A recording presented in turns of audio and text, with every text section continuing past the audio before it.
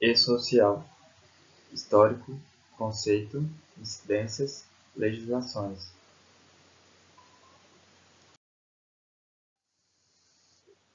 E social. Dentre as diversas obrigações que a área de recursos humanos precisa cumprir, está o e-social, Sistema de Escrituração Digital das Obrigações Fiscais, Previdenciárias e Trabalhistas, um projeto do Governo Federal instituído pelo Decreto nº 8.373, de 11 de dezembro de 2014. Em vigor desde 2018, o e-social tem por objetivo desenvolver um sistema de coleta de informações trabalhistas, previdenciárias e tributárias, armazenando-as em um ambiente nacional virtual, a fim de possibilitar aos órgãos participantes do projeto, na medida da pertinência temática de cada um, a utilização de tais informações para fins trabalhistas, previdenciários, fiscais e para a apuração de tributos e da contribuição para o FGTS.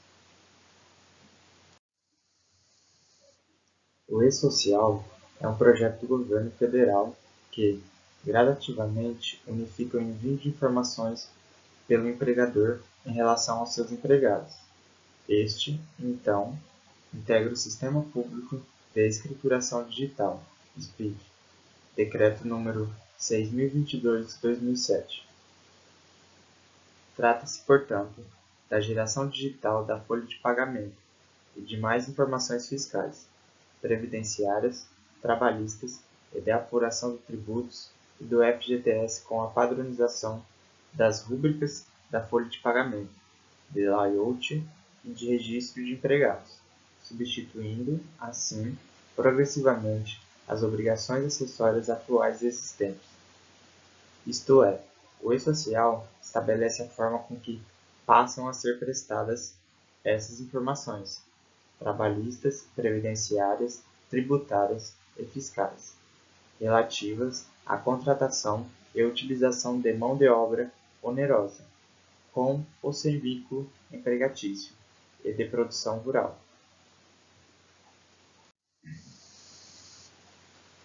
Não se trata de uma nova obrigação tributária acessória, mas uma nova forma de cumprir obrigações trabalhistas, previdenciárias e tributárias já existentes.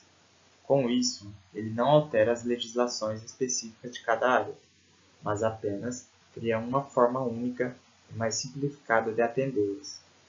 Ou seja, a prestação das informações pelo e-social substitui o procedimento do envio das mesmas informações por meio de diversas declarações, formulários, termos e documentos relativos às relações de trabalho, digitalizando esse processo. Através do cruzamento de dados, o e-social substitui as seguintes obrigações acessórias, até então enviadas separadamente. Obrigações acessórias do e-social: livro de registro de empregado, LRE, já substituído, folha de pagamento, estabelecimentos, obras, CTPS, carteira de trabalho e previdência social, já substituído parcialmente, GPS, já substituído parcialmente, GFP, RAIS, já substituído parcialmente, KGED, já foi substituído parcialmente, DRF, DCTF, GRF e GRRF, quadro horário de trabalho, já substituído pela informação do evento S2200, MANAD, comunicação de dispensa, CD, comunicação do acidente de trabalho, CAT, perfil profissiográfico previdenciário, PPP.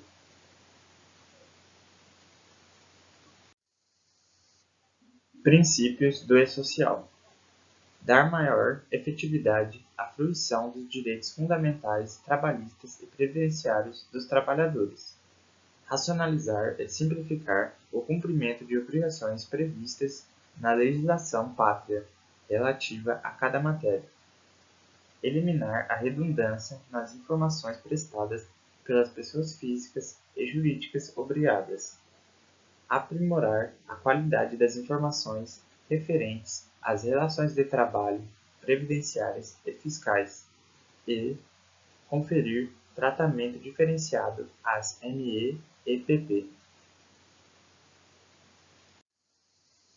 A fim de simplificar um projeto tão complexo, os órgãos responsáveis, denominado de Comitê Gestor do E-Social, composto pela Secretaria Especial de Previdência e Trabalho, Secretaria Especial da Receita Federal do Brasil, Secretaria Especial de Produtividade, Emprego e Competitividade, Secretaria Especial de Desburocratização, Gestão e Governo Digital e Instituto Nacional do Seguro Social. Classificou os eventos a serem enviados como eventos de tabelas, eventos periódicos e eventos não periódicos. Todos eles são formados por outros eventos, conhecidos como os SS, que possuem prazos de envios diferentes. Eventos de tabelas, eventos periódicos e eventos não periódicos. Eventos iniciais. Os eventos iniciais são aqueles que identificam o empregador, contribuinte, contendo dados básicos de sua classificação fiscal, estrutura administrativa e respectivo cadastramento inicial dos vínculos, empregados ativos e afastados. Faz parte desta classificação o evento S1000, informações do empregador, contribuinte, órgão público, onde são fornecidas pelo empregador contribuinte as informações cadastrais, alíquotas e demais dados necessários ao preenchimento e validação dos demais eventos do E-Social, inclusive para a apuração das contribuições. Este é o primeiro evento que deve ser transmitido pelo empregador contribuinte. Eventos de tabela. São os eventos que montam as tabelas do empregador, responsáveis por informações necessárias para validar os eventos não periódicos e periódicos. Estes são fundamentais para a recepção dos eventos do E-Social e cálculos corretos das bases de cálculo e dos valores devidos, devendo ser observados os respectivos tempos de vigência. São compostos por S1005, tabela de estabelecimentos, obras ou unidades de órgãos públicos. S1010, tabela de rúbricas. S1020, tabela de lotações tributárias. S1070, tabela de processos administrativos judiciais. Eventos não periódicos.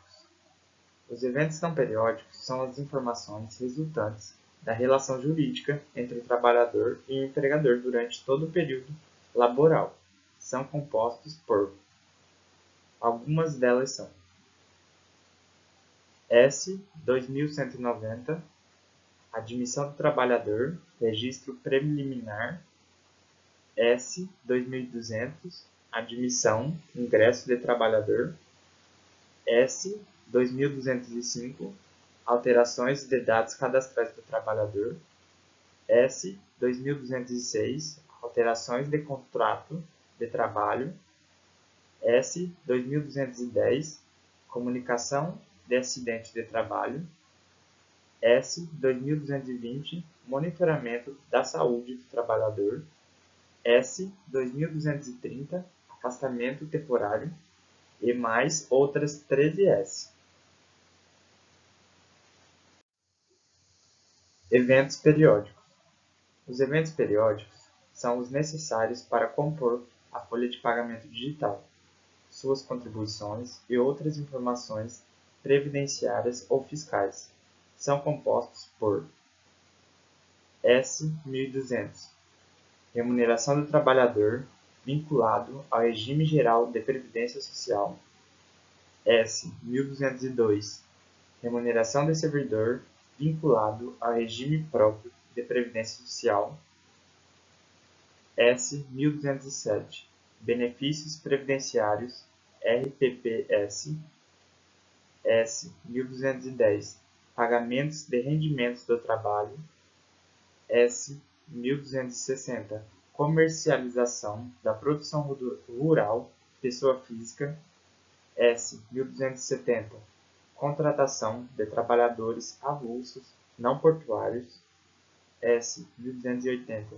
Informações complementares aos eventos periódicos. S. 1298. Reabertura dos eventos periódicos. S. 1299. Fechamento dos eventos periódicos. Grupos e fases do E-Social.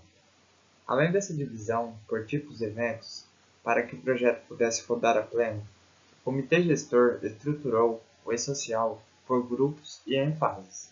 Assim, aos poucos, as empresas conseguiriam enviar suas obrigações, não sobrecarregando a rede do receptor e organizando o envio por parte das empresas. Atualmente, o E-Social conta com 4 grupos. Grupo 1. Grandes empresas, aquelas com faturamento superior a 78 milhões em 2016. Grupo 2. Demais empresas, aquelas com faturamento inferior a 78 milhões em 2016, exceto empresas optantes pelo Simples Nacional. Grupo 3. Empresas optantes pelo Simples Nacional. Grupo 4. Órgãos e entes públicos. Após a divisão por grupos, foi necessário segmentar por fases, o que determinou o que enviar e em que período. Assim, 5 fases foram estabelecidas. Fase 1. Cadastro do empregador e tabelas. Fase 2. Dados dos trabalhadores e seus vínculos com as empresas. Eventos não periódicos. Fase 3. Folha de pagamento. Fase 4. Substituição da GFIP e compensação cruzada. Fase 5. Dados de segurança e saúde do trabalhador. Simplificação do E-Social.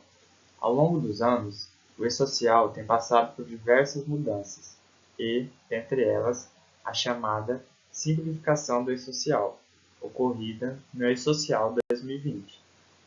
Neste processo da simplificação, foram excluídos do projeto alguns eventos e campos, causando uma diminuição do volume de informações até então prestadas pelos declarantes.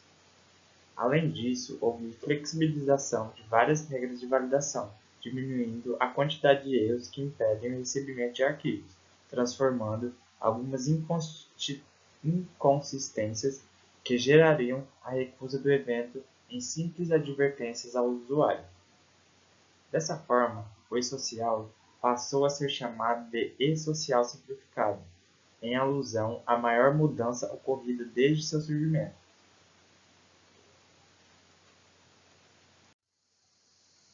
Depois de tantas alterações, o E-Social entra em vigor oficialmente em janeiro de 2018, conforme divulgado em 2016. Janeiro para empresas com faturamento superior a 78 milhões e julho para as empresas com faturamento inferior a 78 milhões. Já em 2019, iniciam as substituições das obrigações acessórias pelo E-Social e surgem os primeiros rumores da simplificação, bem como o adiamento da fase de saúde e segurança do trabalho. Em 2020, em meio à pandemia do coronavírus, o Comitê Gestor do E-Social prorroga novas fases e confirma a simplificação do E-Social, marcando o início de um novo marco para o projeto. E, em 2021, há a confirmação dos prazos para a entrega da DCT-F Web para os grupos 3, 4, 5 e 6. Qualificação cadastral e social. A qualificação cadastral do E-Social, realizada por meio do aplicativo Consulta Qualificação Cadastral, permite ao usuário verificar se o cadastro de pessoa física e o número de identificação social estão aptos para serem utilizados no e-social, a fim de não comprometer o cadastramento inicial ou admissões de trabalhadores no e-social. Ou seja, a qualificação cadastral do e-social nada mais é do que o processo de regularização do cadastro dos trabalhadores no banco de dados da empresa. Isso porque uma das premissas para o envio de informações e recolhimento das obrigações por meio do social é a consistência dos dados cadastrais enviados pelo declarante relativos aos trabalhadores a seu serviço. Esses dados são validados na base do CPF, nome, data de nascimento e CPF, e qualquer divergência impossibilita envio dos referentes S 2190, S 2200, S 2205, S 2300, S 2400 ou S 2405. Existem dois tipos de qualificação: a consulta online, que permite a pesquisa diretamente na tela de até 10 trabalhadores por vez, e a consulta em lote, que é feita por meio de envio de arquivo padronizado, conforme layout do sistema, e é indicado no caso de consulta de grande quantidade de trabalhadores. Para isso, é obrigatório o acesso por meio de certificado digital. Certificado digital. O certificado digital é uma espécie de identidade eletrônica da empresa, funcionando como uma carteira de identificação virtual, que permite assinar documentos à distância com o mesmo valor jurídico da assinatura feita de próprio punho no papel, mas sem precisar reconhecer firma em cartão. O certificado digital utilizado no sistema e-social deve ser emitido por autoridade certificadora credenciada pela ICP Brasil. Este deve pertencer à série A do tipo A1 ou A3. Certificados digitais de tipo A1 ficam armazenados no próprio computador a partir do qual ele se utilizado. Certificados digitais do tipo A3 são armazenados em dispositivo portátil inviolável do tipo Smart Card ou Token, que possuem um chip com capacidade de realizar assinatura digital.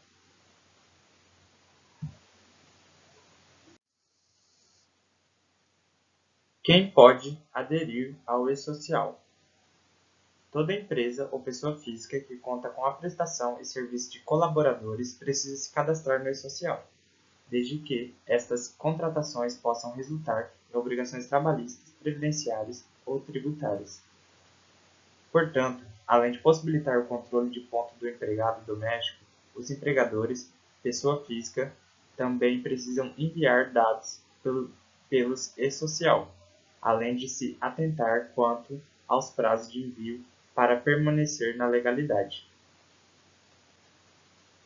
Já os empregadores pessoa jurídica precisam aderir ao e-social para empresas de diferentes portes, setores de atuação e valores de faturamento. Portanto, as microempresas, empresas de pequeno porte e microempreendedores individuais que contam com o auxílio de funcionários precisam realizar o envio das informações acessórias através do sistema.